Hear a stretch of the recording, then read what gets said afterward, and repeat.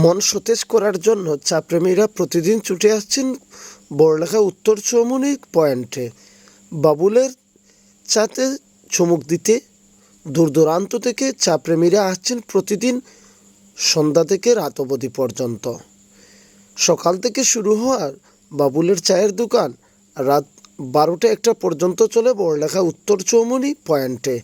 প্রতিদিন বাবুল হাজার হাজার কাপ চা বিক্রি করেন বড়লেখা উত্তর চৌমুহনী পয়েন্টে। দূর দূরান্ত থেকে চা প্রেমীরা প্রতিদিন আসে বাবুলের চা খেতে এবং লাইনে দাঁড়িয়ে তারা অপেক্ষা করে থাকেন কখন বাবুল চা বানিয়ে দেবেন। দেখুন ভিডিওতে বাবুলের দোকানের চা খেতে চা প্রেমীরা লাইনে দাঁড়িয়ে রয়েছেন। হাতে হাতে নিতে হয় বাবুলের চা, নয়তোবা অপেক্ষা করতে হয় কয়েক মিনিট পর্যন্ত। তাহলে দেখুন পুরো ভিডিওটি আমাদের সাথে থেকে।